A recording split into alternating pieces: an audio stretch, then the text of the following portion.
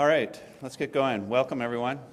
Thank you, David. Yeah, if you don't leave now, you're going to have to sit down and sit for the rest of the session. Welcome to this session. It is Directory Marketing, Changing with the Product. And my name's Tom Gale, and I have the pleasure of moderating this event. I'm president of Gale Media. And we really don't have any directory products, but as I was putting together the track for marketing diverse revenue models, directory marketing and directories in general, particularly since the Great Recession of 5-6 years ago, we're not in Kansas anymore. And so with that, I was delighted to have Matthew Brown with Leadership Directories and Brittany Carter with Columbia Books to put together a panel discussion here on changing with the product and what some of the innovative things that they're doing here. And as they put presentations together, they both put them together and created the titles for their respective presentations that you'll see here.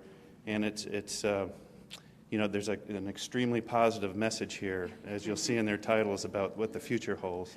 And with that, let me get to the right slide here, and I'd like to welcome Brittany. Hi. I'm with Columbia Books and Information Services. We have our roots in directory marketing, which is a little bit different than a lot of SIPA members. I've been on board there for about 7.5 years, and when I came in, we published 4 very large print directories, and that was it. They were just going online with databases, but in the very early stages. We were then acquired in 2007 with our new president, who's still running the company, and he basically kind of flipped everything around and said, you know, the internet is ruining all of our lives, and we're going to have to get smart, or you know, we're going to go out of business. So the first kind of steps we took is we started buying up some publications that made sense for the markets that we were trying to move into more. So we acquired the original U.S. Congress Handbook, which goes to our lobbying industry. Then we also started to buy up a brand within the association community, which we were making a directory of association executives, so why not buy a publication that served them, and then a compensation report, and that's where we started to begin the expansion in 2008. And you know, now we have subscription databases, multiple lines of webinars. We do a lot of studies and special reports. We do annual galas. We do an all-media contest and an in-person training. So we've kind of gone from 4 books to many, many, many products in a relatively short span of time. And then in the last few months, we've acquired Briefings Media Group, which some of you SIPA members may be familiar with, and then we just closed on our acquisition of Thompson Information Services, so moving into an entirely new realm for us at the company. So, like I mentioned, you know, I think the success of Columbia Books and the history of it was that there was no internet, so there was nowhere to get this information. So we were really, really good at collecting the directory information, but you know, nobody was buying it once the internet was available. So what we did was we sat down and evaluated, you know, what are people getting online? Is it easy for them to get? A big problem that we had was that we have a lot of clients in the lobbying law firm industry. They all have assistants that they pay nothing, and they will have them do all the research, so they didn't care about us necessarily compiling the data if it could somehow be found online. And, you know, we then looked at, you know, are we addressing the needs of the people that we're, you know, creating this information about?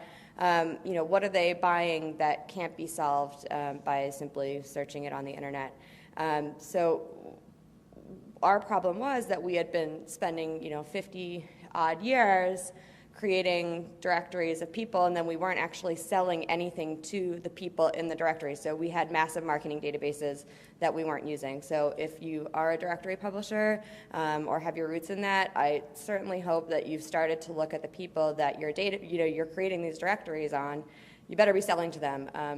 Now looking back, I can't believe that we weren't, but we were not. So, you know, what do you kind of do next, and how do you figure out what's going to work? and what do you have in your hands? So what we looked at was, first we had a problem where we were like, oh, they'll want this, they'll want that, this is interesting, especially in the government space. People love information on what's going on with lobbyists, but no one really wanted to pay for it. It's just salacious, and the press wants it, but they're not going to give you any money. So we had to figure out what people really needed, and that what they would give us money for. So this has been a big transition with our editorial and content team. They tend to be more oriented with interesting topics that that are popular but are maybe a little soft and that people won't pay for. So we've done a lot of work working with them to say, no, you need to look towards working on products that people are actually going to pay for. So that was a big partnership. And then we went out and we created panels of people that we could go to in our association market and then in our lobbying market and said to them, what will you actually give us money for? And that was really helpful because no one in our company, interestingly enough, had much of a background in either of those industries that we were serving. So we all thought we thought we knew what they needed, but a lot of times until you actually talk to people, it seems like a simple concept, but it doesn't always happen. And then, didn't put this on here, but being fast and being nimble has been a big reason why we've been successful. If something changes or something happens in your industry, you better be the first to market because someone else is going to do it. There was a massive change in the lobbying laws in 2007. It scared the crap out of everybody, and they were all panicking. And we were the only people somehow that developed a compliance manual for them. And then started an entire webinar business on that. Our first webinar that I ever did, Cindy Carter from FDA News taught me how to do webinars, and the first webinar I ever did made $80,000. People were scared out of their minds. We didn't know, so we thought, we'll train them, and the phones were ringing off the hook. So being fast, now there's other people that do it, but we have such a reputation that people come to us instead. So being fast in your industry, and the people that you're tracking in your databases and your directories, you need to make sure that you're monitoring those and have experts. Another big thing, those of you that know my boss, we like to acquire things, especially recently. But one of our biggest acquisitions, and at the time I thought, I don't know, do we really want to buy a newsletter? But it ended up being a brilliant acquisition. So we had this directory of association executives. We have 48,000, 52,000, something like that, people listed in it. And they are our prime market, but we didn't have a single product to sell to them, and they didn't care about our brand because we were selling those directories to the people that were selling to them. So we were hitting the vendors, they knew who we were, but then we realized we have 50,000 names, we're not selling them a thing. So that's not a good business model. So what we did was we went out and acquired Association Trends, which is a well-known publication in the industry. The founder of it was wanting to retire, move on to other things. And so what we did was we bought the newsletter and said, okay, this is great, it's a newsletter, but really what we're buying it for is the brand, so that these people, these prospects that were in our directories would know who we were.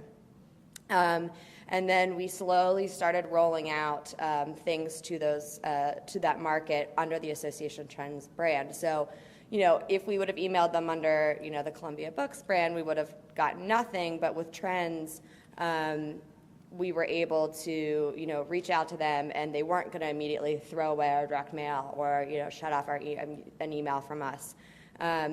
So since then, around that brand and a very, very simple acquisition, we've created a CAE certified webinar business. It's very successful. It's nearly tripled in size in the last 2 years. Growing market, we keep thinking that it won't get bigger, and it does. We have launched a line of in-person training events. The great thing about these are that they make us look, informed and up to date on the industry to the association executives, and then we turn around and sell sponsorship to the vendors to be in the room with these powerful people. So we're kind of we have a dual role for those, and it's great. And then we've done some other things with our sponsors. We've created various sponsored studies, so we will reach out to the people in our directory, survey them on something, and then sell to the vendor the ability to be the sponsor of this very smart, interesting report. So again, trying to hit it from both angles and taking advantage of the fact that we can survey 50,000 people, and a sponsor is certainly going to want to pay to look like they were a part of that study. We also do 3 years ago, we got involved with compensation studies of association executives. So we went out with our Trends brand. We bought an existing small nonprofit compensation study in the DC area. We took it national with our new brand, and we were able to do very, very well with that. That product is also nearly tripled in the last 2 years, and now we've created a compensation platform. So again, what we've done is we've created this really great system that you can run a compensation report, and now we're turning around and licensing it out to association executives so they can survey their members for compensation. So National Restaurant Association, they want to know what everybody in the restaurant association business is.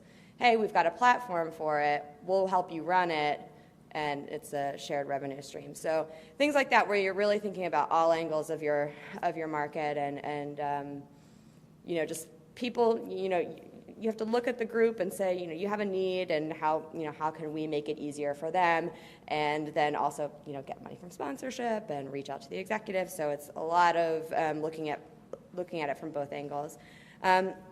We do have one subscription newsletter, so we're not a traditional SIPA, but we do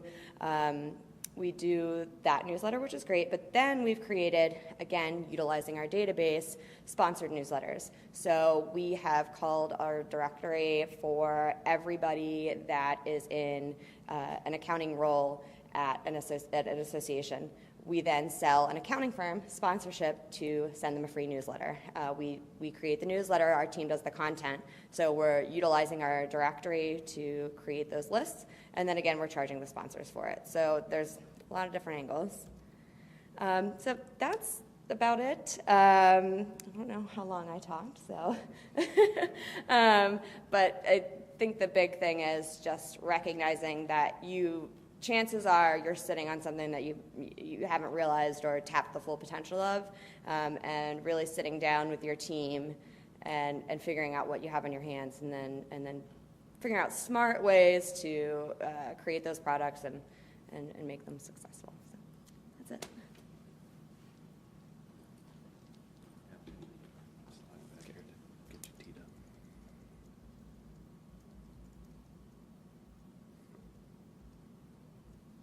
Yes, I don't care about your brand. I share some of the challenges that Brittany was talking about. I work for a company called Leadership Directories, and we've been around for about 45 years. I've been there for about 6. And they started 45 years ago doing congressional and federal contact and biographical directories. And it would show up in everybody's office as a big giant yellow book, which a lot of people in the DC and New York areas have seen, especially if you've interned or ever spent any time in the DC area.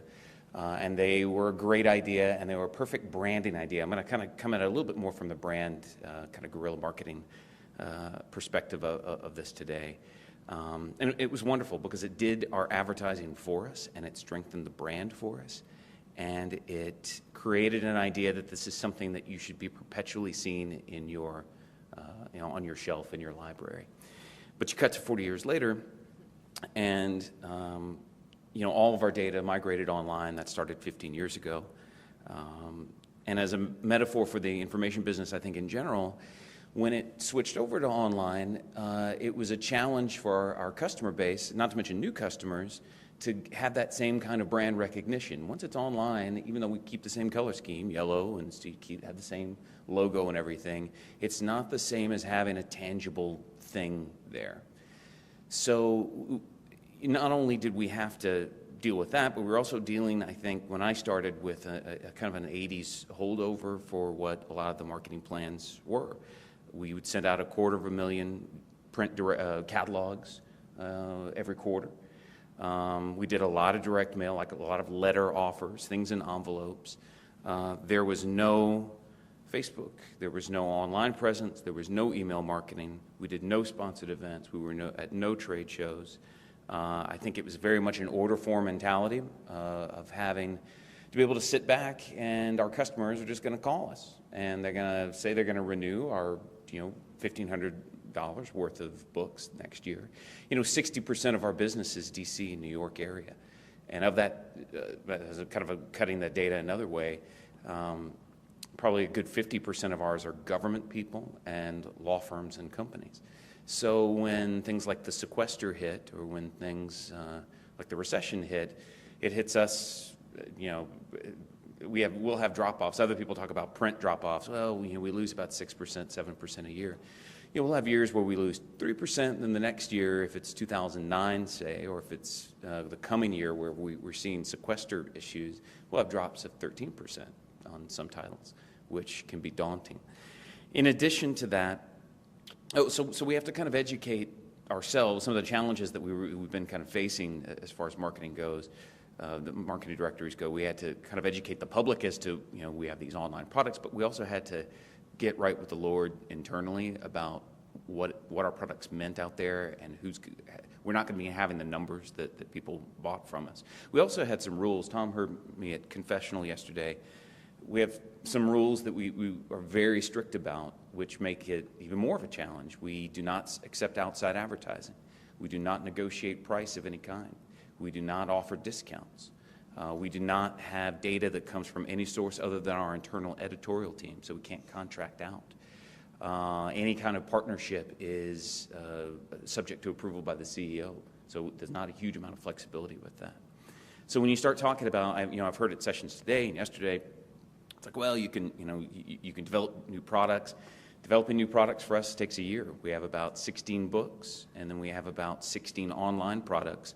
We don't have newsletters, and we don't have things that I can come up with an idea to recut the data and then say, okay, I got a new product for us in 2 months. So you've heard all my you've heard my complaints. I feel like I need to pay you to listen to my confession here.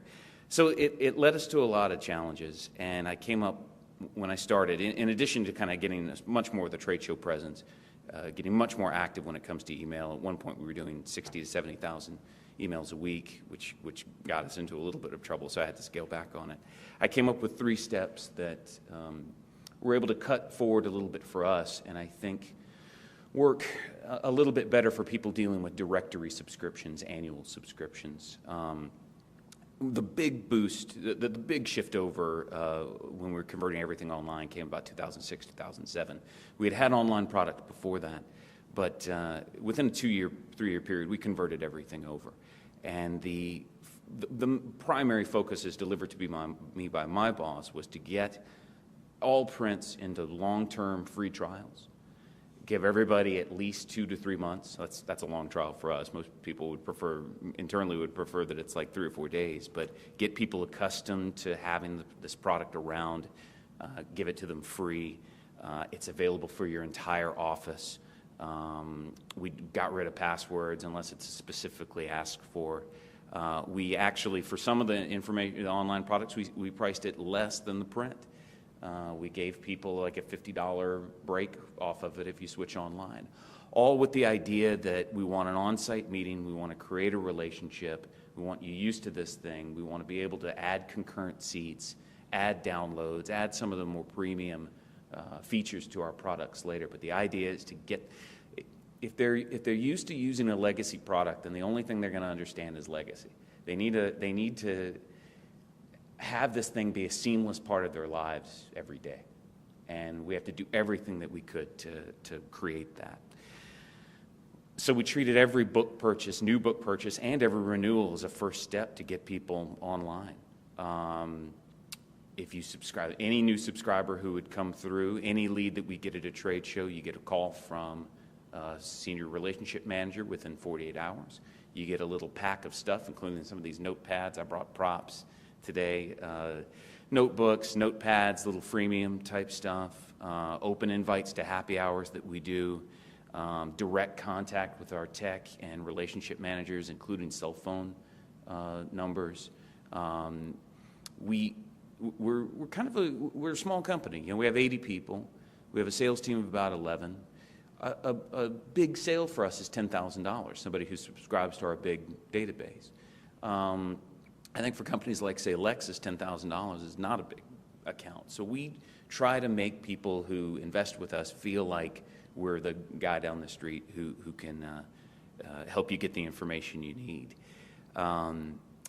We also really push the idea, we work a lot with librarians, but every purchaser we get gets a marketing package and a reinforced message from us that sharing is nice. I know you don't have money as a librarian. I know you don't have money in the law library or as a PR person.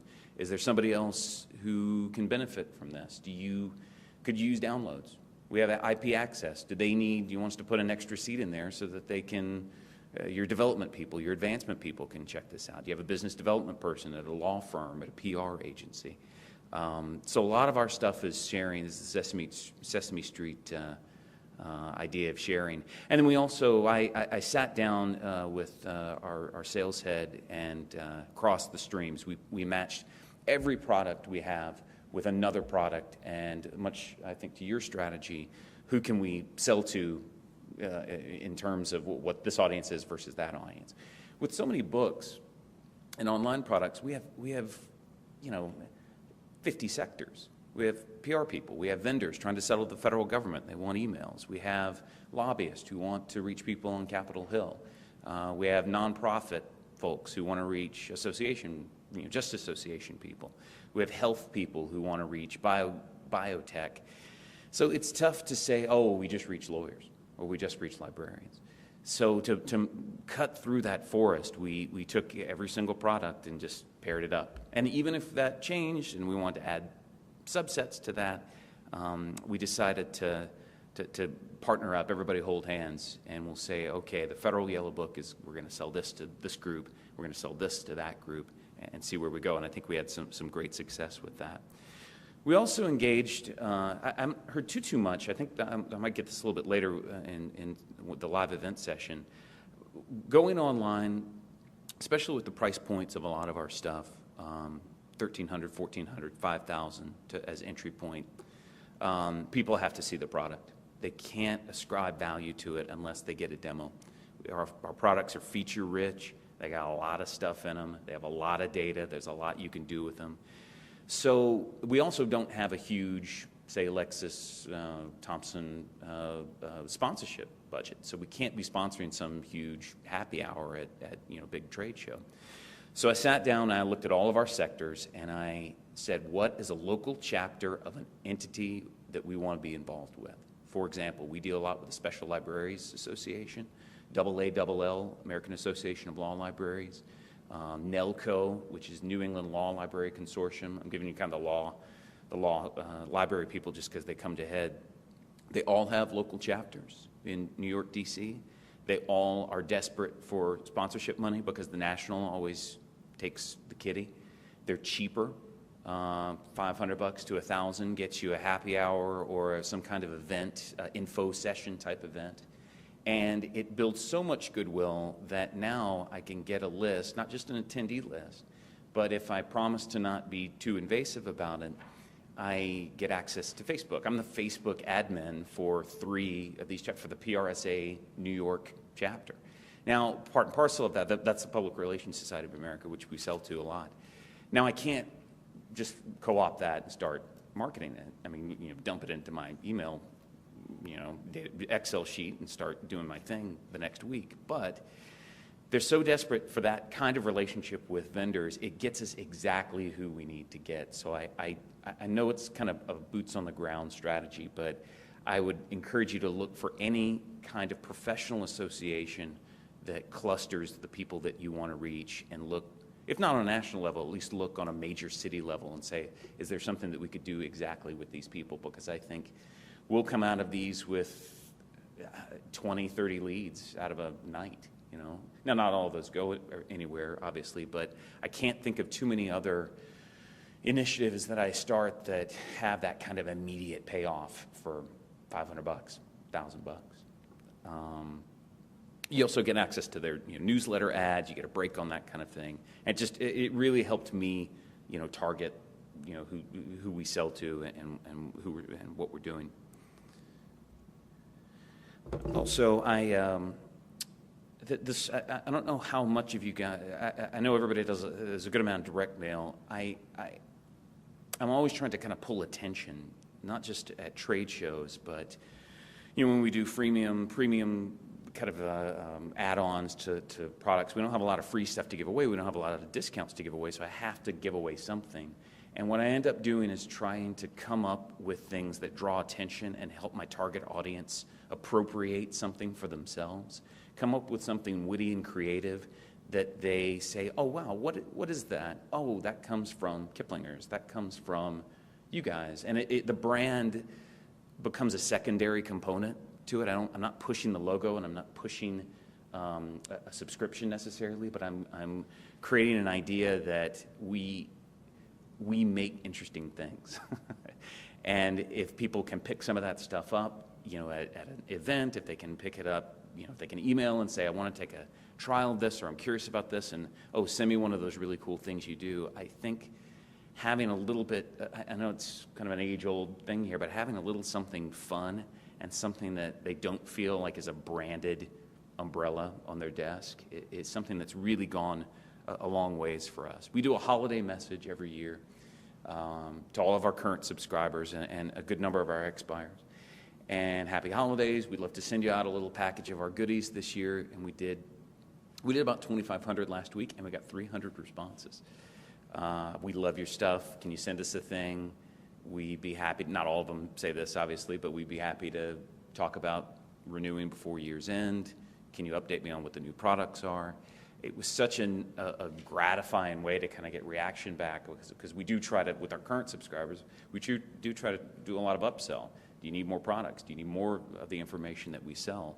And it's just an easy way for us. I know it's high touch, and there's kind of an expense involved in it, but we felt like the niche, personalized marketing of the fun stuff really got us a long way and made people feel like this is an organization that creates not just the data we need, but the fun stuff that we want.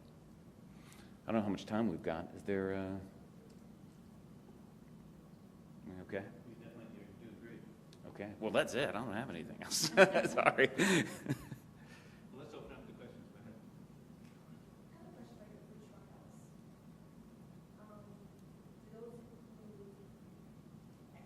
No, never. It's very our audiences that we sell to. There are a lot of great people in it. There can be a predatory component to it. In fact, we monitor their use because you can also print off of a demo. So if we notice that people are printing, say, hundreds of pages off of it, we have to go in and shut it down, because they'll just print off the pages and then give it to an intern or do OCR and try to scan. So no downloads until you pay.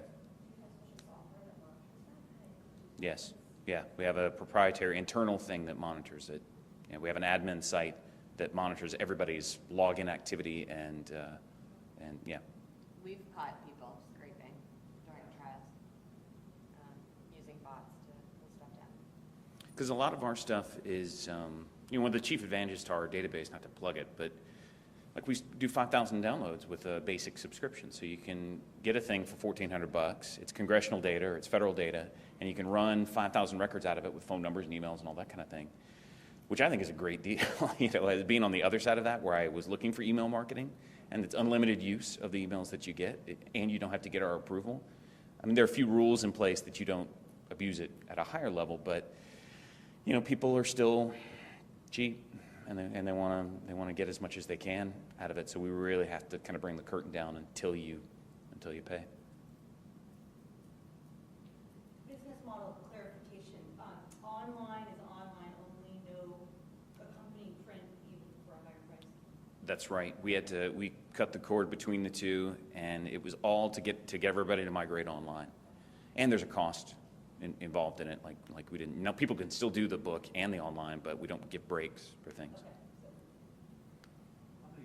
What percentage of your customers take them? A healthy, I don't know offhand. I know if I had to guess, I'd probably say 20%, which is high. We have about 10,000 subscribers total. And, when I started, it was still 50-50 print. One of the things we get into is that we have a lot of old-timers who like the books. And old managing partners who I've had the book for years and this is what I want. Or federal offices. Actually, so one of the things that we sell a lot to are schools and prisons for the print because there's restricted online access, so you can only do the print version of it.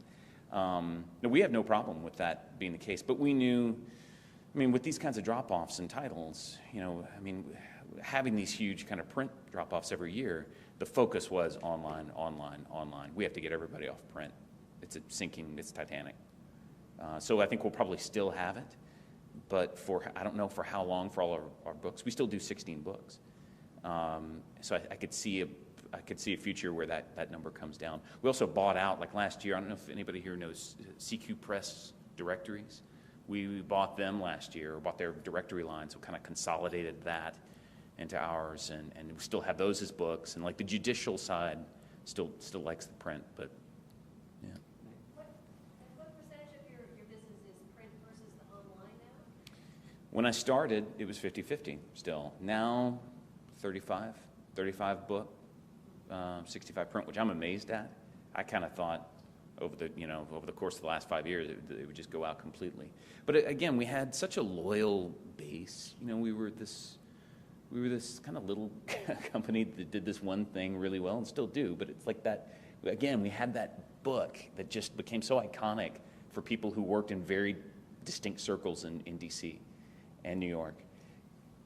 Do you guys plan to do anything with what you acquired from CQ Press, the online version, the first Street, whatever it was? First Street, no. No, we had a comparable product called Leadership Networks that we still use as an add-on that kind of completes some of the things that First Street does. First Street, they sank a huge amount of money into. You could argue that I don't want to speak out of class, but you could argue maybe that's one of the reasons why First Street didn't take off too well. Right. And it was famous for, like, when it opened, there were, like, celebrities who, like, they had this big splashy kind of Vegas opening for it, and they spent a huge amount of money on the rollout. And I think that was a big mistake. One person who go. I think something interesting, and it goes back to directory publishing and database publishing, and what happened with First Street was it was very glitzy, but there was absolutely no plan in place to update that data and how to maintain it.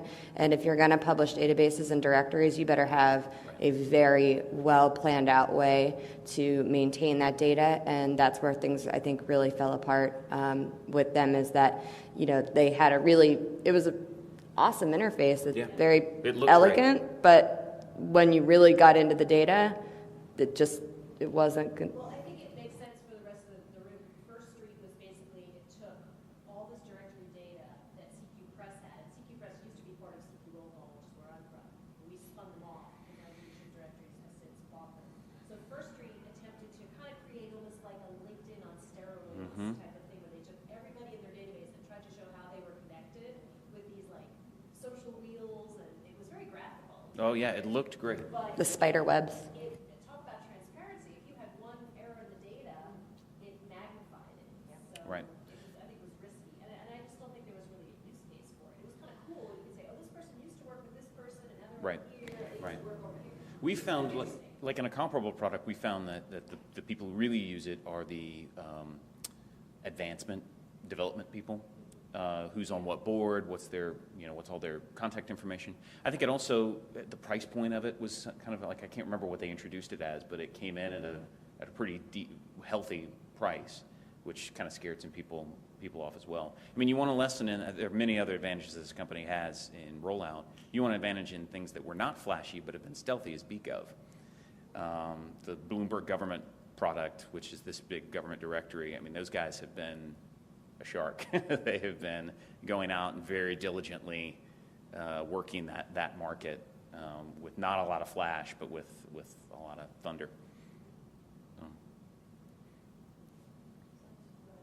How did you both convey to your audience that you were going on with their dedicated campaigns? Was it just kind of pulled into your normal marketing format available online, or was it really pushed that you're online? And let me just repeat the question. How did you go out to your audience and sort of do the rollout? You want For us, we did do some pretty dedicated email and direct mail work, but quite frankly, we found that the only way to get people up into this, ours is a much higher price point than our print, unlike I guess some of your products, but we've had to use sales for it, getting in person, getting and demoing, which I think you pointed out. Our client base is very similar. They're not research people, right? They want the data, but they get overwhelmed. So you have to get it in front of them and say, "Don't worry, it's okay. It's not, it's nobody freak out." But we do still have a very large proportion of our online subscribers that have print products, and the person at the office ordering it will tell us, "We're buying those books for the senior partners because they have to have them on their shelf." But the research team is using your online product. Brittany, can you just share the range of price points that you're working in? Matt touched on it a little bit. Sure. So our online database on the lobbying side is $1,100 for an annual subscription. We do offer a monthly for, I think it's a little over $100 a month, but most people do the annual subscription. The print product that goes with is a $399 a year, and we publish an edition in the spring and the fall. And then our database product on the association side is $800 a year.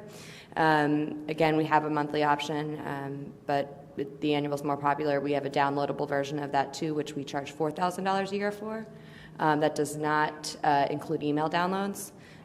We've found it's a very abusive market on the association vendor side, so we've had to be really careful. We will sell them the list, but in a very controlled environment. They get a special rate because they're a member, so if they subscribe to the database, then we'll give them really good email rental rates. And the book in that sector is $300. We just to add on to that, we got into a catch-22 with it. I ended up shifting, gradually over the course of 2 or 3 years. I mean, in answer to your question, it's still going on because we have people who will not let go of it cold dead hand. I am going to have this book until Dad die. So it's still going on. Sales is very much a part of it. I ended up kind of gradually shifting the marketing budget just over more and more every year, and initiatives like print. Used to share 50-50. It used to be like 80% of the marketing budget as far as direct mail and email cost and its placement on the website, and that is now something that has diminished to maybe 10 to 20%, just because we need to switch these people over. The problem is the finance guys look at that every year, and they're independent of market forces, so they say, we're not selling as many books because you're not marketing the books as well. It's like if we put more money into it, then you'd be able to do it, and we have to kind of sit there and make the very strong case that it's like it's money after bad. Like it's okay to maintain it and to keep our renewals and keep our expires coming back, but we can't be dedicating this set $1,000 to a book that's losing 5% every year, just because of natural forces. I mean, everybody argues what natural forces are. That's been the argument for print for decades, but we just can't afford it. What's your pricing theory for the IP access? The IP, we started with password, and we give 5 passwords out to everybody, and then we decided that it's better for us to get into a concurrent seat model because it would force more lockouts, and it would get people to buy more concurrent seats. It's based within an organization. We have some small print that says what that is. Like, you can't be. I'm trying to think of a company that would have 30 offices and say, okay, I want IP access for all these offices. Even though that probably wouldn't be a problem either, because the chances of lockouts happening in that kind of scenario are pretty high. But generally speaking, it's one building, one office. As far as how the price kind of correlated to it, that's kind of in the midst of time as to how we exactly set that. I know that for our basic non-downloads products, which also are available for IP, they're still cheaper than the books because we just wanted to get everybody addicted to the thing. We're just moving into the IP access model. We had done the seats before, and I've asked my sales team to move away from that because, quite frankly, we want people to champion us, and so we think that that's the way to do it, is to get more and more people using it, educating the firms across the board. We've had a lot of success with that on our association side with hotels because they have a lot of reps that are using our data to market to associations. So we're trying to convey that into the lobbying and law firm industry as well. That was one of the big challenges that confront us with the people that we sell to. So to a lot of librarians, traditionally a lot of librarians, a lot of information professionals that literally were behind a wall. Yeah. They were on the second floor of some place, and you kind of go down there if you're doing research, but they don't interact. They're scared to interact with the sales and marketing team. They're scared to interact with the events and conferences. So our idea was, as librarians were kind of getting, information professionals were kind of getting killed, and their numbers were getting dwindled as they were getting phased out because there was some perceived need perception that they weren't needed. Our pitch was always, this is something that you can go to 5 departments that you work with and say, this is something we can use. You can use downloads. You can use this for networking. You can use this for reference. You can use this for business research. So IP Access kind of made sense to get it out of the garden and get everybody into it, and hopefully make your point of contact a hero. Like, oh, I'm the person who's not kind of responsible for this fountain. What I'm learning, though, is that you really have to help them with it because they tend to be introverted. So supplying them with materials and things that they can then disseminate to their colleagues is very helpful on that point. Like a big part of our marketing outreach is we're always doing how-to PDFs and branded things for organizations, popping somebody's logo at the top of how do you search for a thing. And I have a dedicated person on my team who kind of handles that, amongst other things. But, we're going to meet with Deloitte & Touche. We're going to meet with General Motors. Do me up a thing where they can post on a wall that's colorful and fun and with all the swag of how you can actually use this thing. And it's time intensive, but if you get a template down and you give it to some salespeople who are good at the high touch kind of thing with big accounts, it just pays off like gangbusters.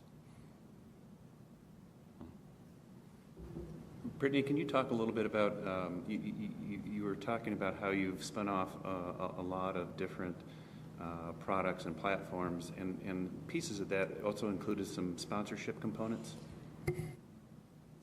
Yes, that's something that we've found a tremendous amount of success with.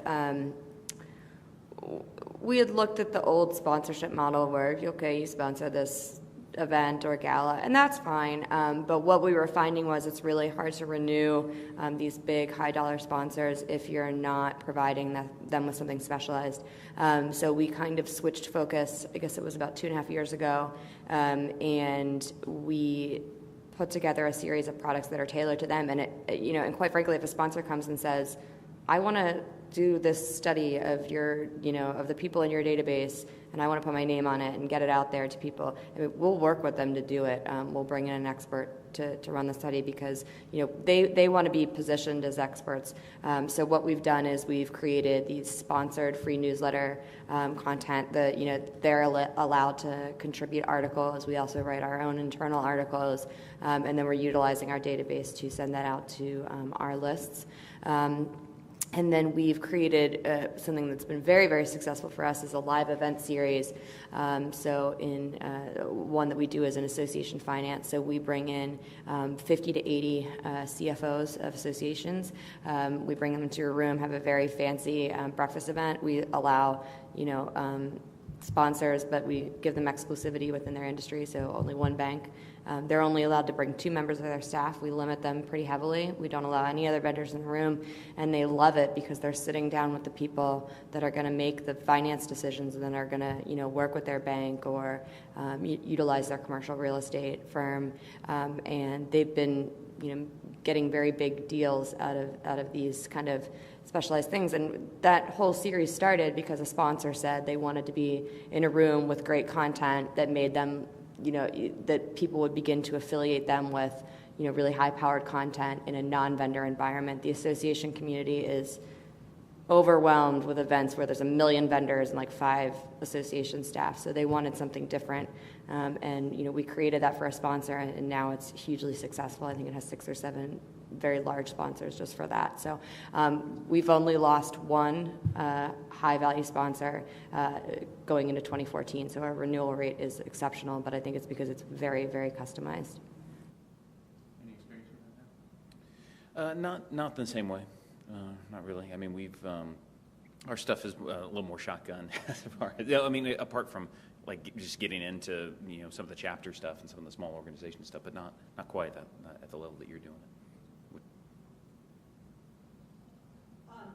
Just quickly, maybe this is off the topic at heart here, but technology, can you just describe the proprietary backend that you're using or something off the shelf? Just kind of curious about your technology solution to serve up the directory data, Right. of how people are accessing it. It is. Proprietary? Yes. It's something built by BVD, which is a company in Northern Europe, and they are kind of junior partners with us, and they've built all the databases. Same with us. We've spent the last 5 years building something to integrate our databases, and we have a team of about 30 people in India that built our database, and it took a long time and was very complicated, but we wanted to integrate across our brands because we do have a fair amount of crossover. Thanks. So yours is all proprietary, Brittany? It's all proprietary. Do you license? I told Joel that we should do that. I will get your card. Great. With that, I'd like to thank Matt and Brittany for sharing your thoughts here today, and thank you for attending. Thank you. Thank you.